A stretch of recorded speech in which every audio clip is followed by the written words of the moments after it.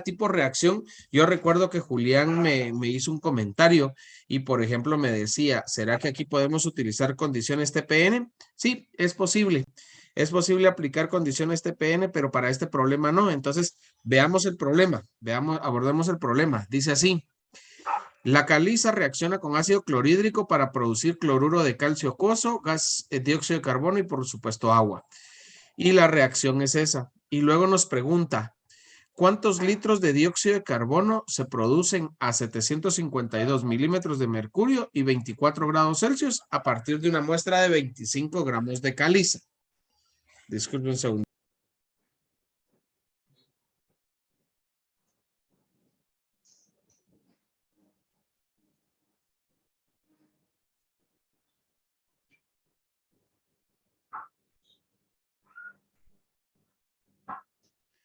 Perdonen ustedes, pero es que tengo aquí a mi perrita y ella se pone a imitar ambulancias cuando las escucha. Entonces se pone a hacer sonidos así raros. Bueno, empecemos pues. Primer paso para poder resolver este tipo de problemas. Vamos a balancear la ecuación. Ayúdeme así rápidamente. ¿Cómo queda el balanceo? 1, 2, 1, 1. Ok. Me quedará entonces 1, 2, 1, 1. Va. Ya tenemos balanceada la ecuación. ¿Qué nos pide? Nos pide, dice que a partir de 25 gramos del carbonato de calcio o de la caliza, nosotros indiquemos cuántos litros de CO2 vamos a producir. Les decía, sí le podemos entrar a partir de condiciones TPN, sí se podría, siempre y cuando esto cumpla con las condiciones TPN. Si no cumple con las condiciones TPN, entonces vamos a entrarle primero por estequiometría y luego por leyes de los gases. Va, fíjese bien, pues. Los datos que provee el problema serían los siguientes. Primero, yo tengo una masa de 25 gramos de caliza, CaCO3, a una presión de 752 milímetros de mercurio y a una temperatura de 24 grados Celsius, que de una vez a escala absoluta serían 795, 97, ¿verdad? Ustedes me ayudan, por favor. Oh, perdón, 700, digo 200 son. 297, si no estoy mal, ¿verdad? Punto 15 Kelvin. Y en este caso, lo único que tendría sería R de un 62.4 litro milímetro de mercurio partido mol por Kelvin. Porque estoy utilizando una presión de expresada en milímetros de mercurio. Y lo único que me quedaría pendiente es encontrar el volumen. ¿Cuál es el volumen? Pero adicional al volumen, si usted se da cuenta, me hace falta también la cantidad de sustancia. Vean, para poder aplicar la ley del gas, ideal. Entonces, antes de irme por el volumen, me voy a ir por la cantidad de moles. Y esa cantidad de moles la voy a encontrar por estequiometría. Y por estequiometría me quedaría algo así. Empecemos con la cantidad que nos es dada. 25 gramos de carbonato de calcio. Lo voy a pasar primero a moles, diciendo que un mol de carbonato de calcio tiene exactamente, por favor, calculadoras allí, ayúdenme, por favor, y los que tienen su... A mí me había quedado 100.0692 gramos de caliza. 100.06. 92. 92 gramos de caliza, ¿ok? Ahí tendríamos esta relación. Y luego la relación estequiométrica entre coeficientes, miren, aquí en la reacción, donde dice que por cada mol de carbonato de calcio que reaccionan, se produce un mol de CO2. Ojo, en algún problema usted se va a topar también con otra situación. Recuerde que esos coeficientes de balanceo no solo representan moles. En algún momento también esos coeficientes pueden representar litros, si todo se encuentra en estado líquido o si todo se puede encontrar en estado gaseoso. Ojo, eso es algo que usted debe recordar de las relaciones volumen-volumen. También esos coeficientes representan litros, ¿verdad? Y aquí encontré los moles de CO2, 25 partidos 100 aproximadamente. Yo creo que esto nos va a dar 0.25, ¿no? Sí, cabal, nos dio Sí. 0.25 porque va a 0.24 o algo, pero aproximado 0.25. Gracias, Julián. Ya tengo los moles de CO2 y a partir de eso, entonces yo puedo encontrar la cantidad del volumen, el volumen producido de dióxido de carbono a partir de la ley del gas ideal que dice nRT sobre P es igual a V, ¿verdad? Tengo 0.25 mol por R 62.4 litro milímetro de mercurio partido mol Kelvin por T 297.15 Kelvin y eso partido 752 milímetros de mercurio. Y entonces tendríamos mol con mol, milímetros de mercurio y Kelvin con Kelvin. Y eso nos da, chicos, 6.16 litros. 6.16 litros, en este caso, de CO2. Vea. Y entonces, aplicando solamente para un gas, ese tipo de condiciones. Ahora, ¿qué tanto cambiará si estuviera en condiciones normales? Solo cambia la temperatura y el, ¿cómo se llama esto? La presión. Y que Pero la sabemos que cantidad por el cada, volumen sería igual. no, porque por cada mol hay creo que, es que no me recuerdo si es 24 o 2.4 o 0.24 litros de A ver, alguien en clase se recuerda. ¿Cuántos litros produzco por cada mol en condición normal? 22.4. Ah, ok. Son 22.4 litros por mol. Si yo produje solamente 0.25 mol, dividan 22.4 entre 4, que sería la cuarta parte, ¿verdad? 0.25 es la cuarta parte. 22.4 dividido 4 serían 5.6 litros. Vean cómo cambia solo por una pequeña variación de temperatura y de presión. O sea, llegar a una atmósfera y 0 grados Celsius, bajar la temperatura y aumentar un poquito la presión, pasamos a una condición TPN y en una condición TPN pasamos de obtener 6.16 litros a poder obtener 5.6 litros. Vean cómo cambia con las pequeñas variaciones de presión y de temperatura en un sistema como este, ¿verdad? Que es un sistema gaseoso. ¿Estamos bien ahí, chicos? ¿En clase estamos bien? ¿Sí?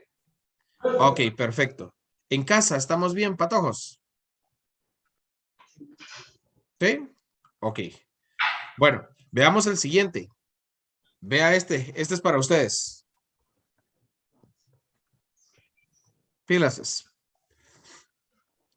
Este es un tanto diferente.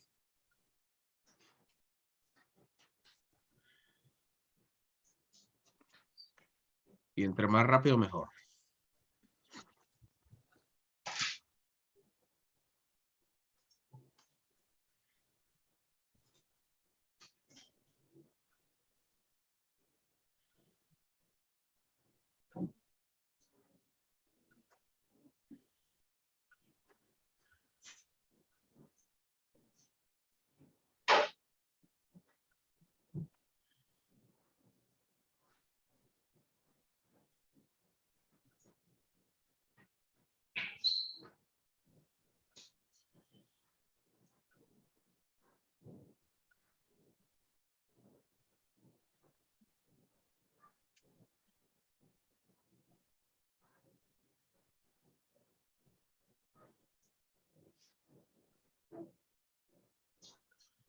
A ver cómo vamos. A ver qué encontraron.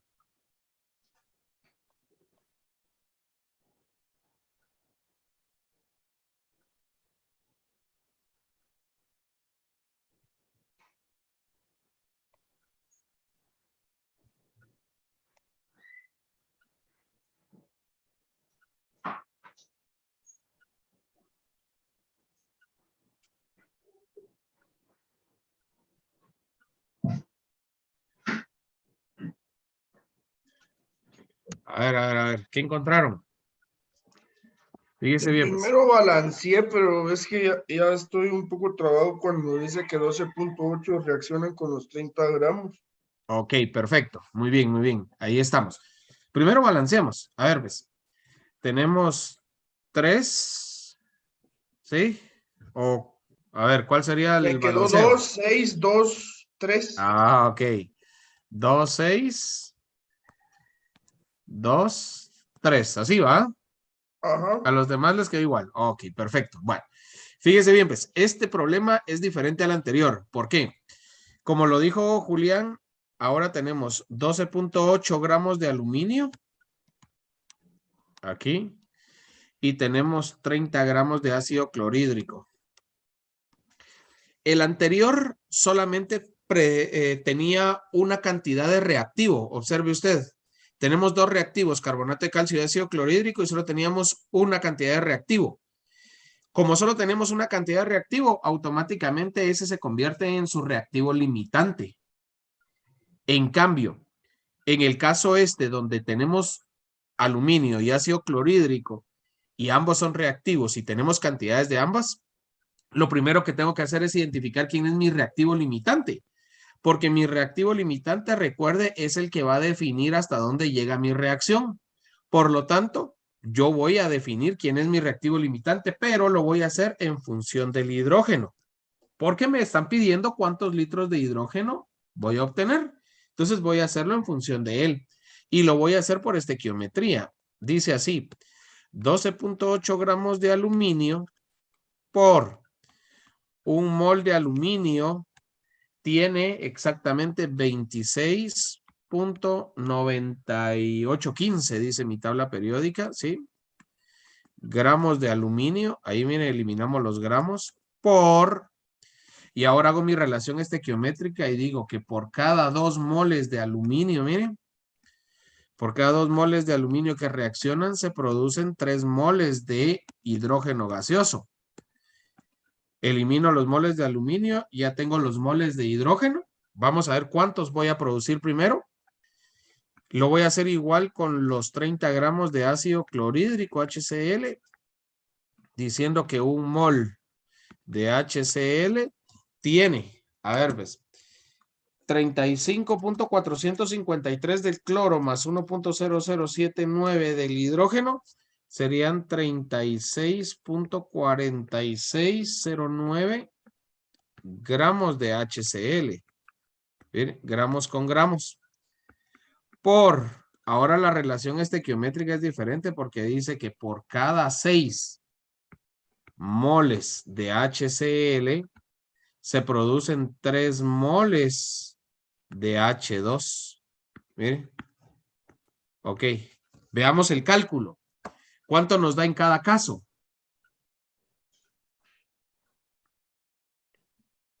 ¿Qué estoy determinando yo aquí ahorita? Aquí determinamos reactivo limitante. Miren. Ok, ¿cuánto nos da en el primero de los casos? A ver, ¿lo tienes, Iker?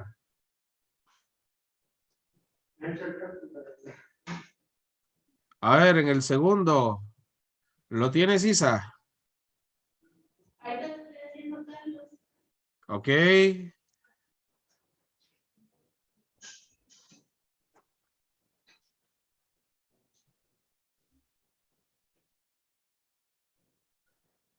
0.41 el segundo. El segundo. Ok, 0. ¿Sí? Y el primero es 0.71. 0.71 mol. Ok, ¿quién es el reactivo limitante?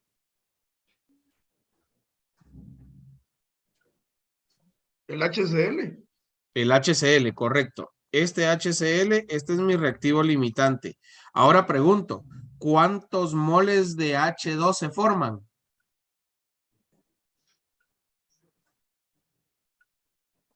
0.41 mol. 0.41 mol, correcto. Esta es la cantidad de moles que se van a producir en la reacción, ¿sí?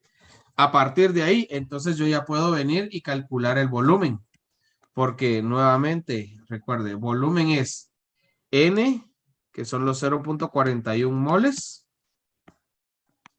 Por R estamos siempre en milímetros de mercurio, o sea que serían siempre 62.4 litro milímetro de mercurio partido mol Kelvin por la temperatura, que son 19 grados Celsius más 273, que serían 292.15 Kelvin. Y eso dio la presión, que son los 715 milímetros de mercurio. Y ahí tengo ya el volumen producido, miren. En este caso, ¿cuánto se produce? 10.45 litros. 10.45 litros. En este caso sería de hidrógeno en estado gaseoso, miren. Vean las diferentes formas que puedo encontrar. Otra de las preguntas que yo podría plantear, por ejemplo, acá no solo es de cuántos litros de hidrógeno se formarían, sino, por ejemplo, también podría preguntar, y esto va para el examen. Por ejemplo, podríamos preguntar, ¿y cuántos gramos de aluminio sobran al final de la reacción, por ejemplo?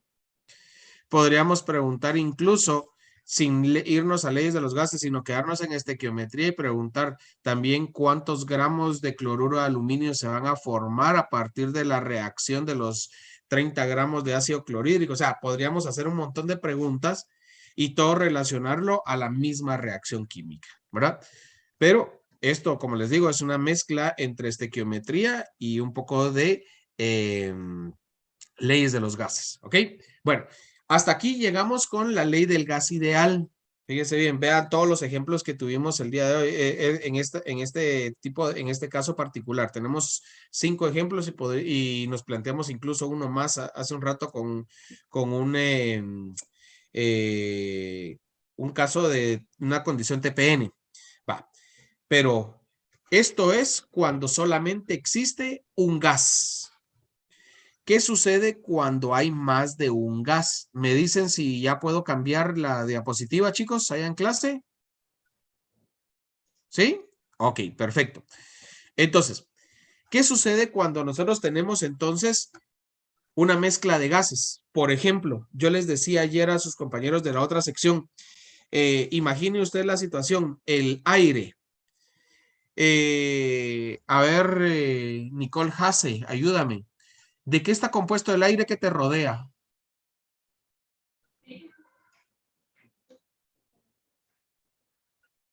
A ver, ¿de qué está compuesto el aire que te rodea? Porque aire, ojo con esto, aire es la masa de gases que está alrededor de nosotros, de todos. ¿De qué está compuesto?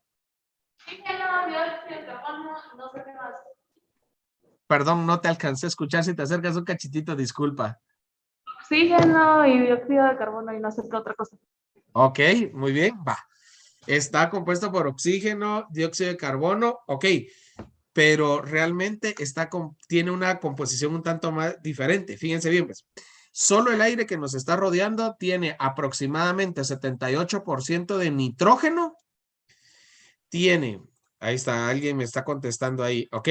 Sí, 78% de nitrógeno, tiene un 21% de oxígeno y tiene 1% de muchos otros gases. Entre ellos estamos hablando de nitrógeno, hidrógeno, argón, dióxido de carbono, vapor de agua, etcétera. Hay una cantidad increíble de gases ahí que nosotros vamos a considerar, ¿verdad? Pero entonces es una mezcla de gases. Ahora bien, si nosotros consideráramos ahorita que estuviéramos a nivel del mar, donde la presión aproximada es de una atmósfera, así considerando una atmósfera, así, una atmósfera de presión, esa atmósfera, fíjese bien, estaría dividida entre la composición del aire, porque si yo dije que tenía 78% de nitrógeno, eso significa que de esa atmósfera, 0.78 atmósferas, podría ser la presión solamente del nitrógeno. Si dije que estaba compuesto por 21% de oxígeno aproximadamente, 0.21 atmósferas, serían aproximadamente la presión del oxígeno. Y el 1% restante, que sería dióxido de carbono, agua en forma de vapor, helio, argón, etcétera, etcétera, etcétera, todos los demás gases, eso representaría el 0.10 atmósferas de todo lo demás. Va. ¿Qué estoy diciendo ahí con todo esto, con todas estas presiones que acabo de colocar? Pues básicamente que en una mezcla, fíjese bien, en una mezcla cualquiera de gases, la presión que ejerce cada gas es una parte proporcional a la presión general que ejercen todos los gases. Y a eso es a lo que se le conoce como la ley de Dalton, o también conocida como la ley de las presiones parciales. La ley de las presiones parciales de Dalton. ¿Y qué dice la ley de las presiones parciales de Dalton? Que la presión total de un sistema de gases o de una mezcla de gases es igual a la suma de la presión parcial de cada uno de los gases. Por ejemplo, si yo aquí considero, fíjese bien, en este esquema que tengo yo aquí representado, por ejemplo, yo aquí tuviera O2 y aquí tuviera N2, por ejemplo, la presión del O2 más la presión del N2 sería la presión de la mezcla. Eso es lo que dice la ley de las presiones parciales de Dalton, que la suma de las presiones individuales es la presión total de la mezcla. Y en este caso, siempre y cuando no vayan a cambiar algunas otras condiciones, como por ejemplo la temperatura, la cantidad de sustancia, etcétera, más y se mantenga constante el volumen, ¿verdad? Y este es el principio de la presión parcial. Ahora bien, la ley de las presiones parciales de Dalton se puede calcular utilizando diferentes expresiones, como por ejemplo, la primera que tenemos acá, que es la que yo estaba indicando hace un ratito, que decía que la presión total es igual a la presión parcial de cada uno de los gases en una mezcla. Esa es una forma de poder calcular la presión total. La otra es de que, por ejemplo, si yo ya tengo la presión total de una mezcla, de una mezcla de gases, yo conozco la presión total de una mezcla de gases, yo puedo conocer la presión parcial de un gas. Eso conociendo este factor que tengo aquí que se llama la fracción molar. ¿Y qué es la fracción molar? La fracción molar no es más sino los moles de un gas X partido los moles totales de la mezcla de gases que nosotros tenemos. O sea que si yo digo, por ejemplo, tengo 5 moles de hidrógeno, 5 moles de oxígeno, en total yo tengo 10 moles. La fracción molar del oxígeno sería 5 partido 10. Y la fracción molar del nitrógeno sería 5 partido 10 también, ¿verdad? Porque tengo la misma cantidad. Esa sería su fracción molar. Y si yo esa fracción molar la multiplico por la presión total del sistema, lo que yo voy a encontrar es la presión parcial de cada uno de esos gases. ¿Sí? Y ahí es donde tengo otra forma de poder expresar la ley de las presiones parciales de Dalton. Y por último, que sería esto que tenemos acá, ¿verdad? Que es la fracción molar que está expresada, que era lo que les decía, ¿verdad? La cantidad N de gas del gas 1 dividido la cantidad N de gas del gas de gases totales, ¿verdad? O la suma de gases totales. Que en este caso, eso es lo que se va a aplicar para la ley de las presiones parciales. Pero ahora, dicho en un contexto de un problema, ¿cómo lo puedo aplicar? Fíjese bien, pues, vea el problema que le planteo en este momento. Dice así, en un recipiente hay una muestra de 24 litros de gas nitrógeno a 2 atmósferas y en otro recipiente hay 12 litros de gas oxígeno a 2 atmósferas. La temperatura de ambos es de 273 Kelvin.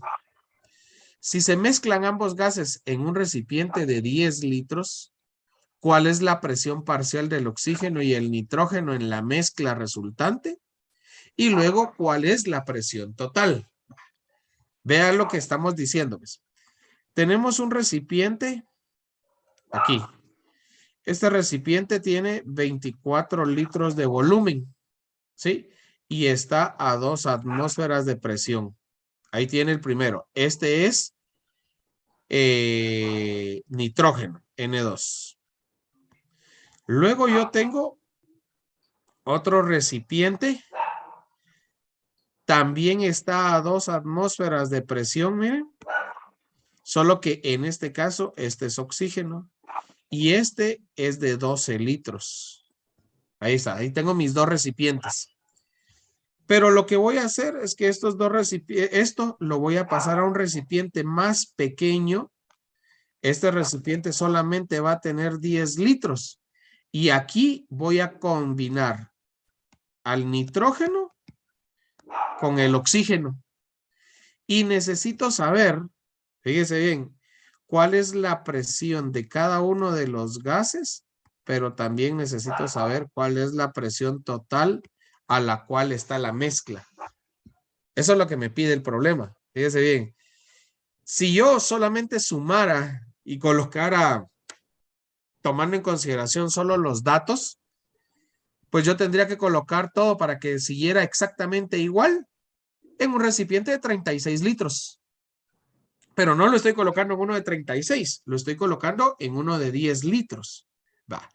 ¿Cómo encuentro la presión total y cómo encuentro las presiones parciales? A ver, quiero escuchar, a ver, ¿qué dicen algunos? A ver, A ¿cuál ver, creen ustedes que puede ser la solución? A ver. Yo creo que la presión total hay que sumar las dos presiones, ¿va? Ok. Que nos dan. Después ya Pero para la presión. ahora te pregunto, solo te voy a preguntar algo. Si sumamos las presiones, eso significa que no va a cambiar nada la cantidad de volumen. No le va a afectar el volumen. Porque por eso, ojo con esto es lo que estoy diciendo. Tengo el recipiente 1, el recipiente 2 y yo lo quiero pasar todo al recipiente 3. Si yo sumo las presiones, eso significa que aunque cambie el volumen, no afecta la presión. ¿Qué dicen los demás? No, dice Sol. ¿Pero qué dicen los demás? Víctor, ¿qué decís?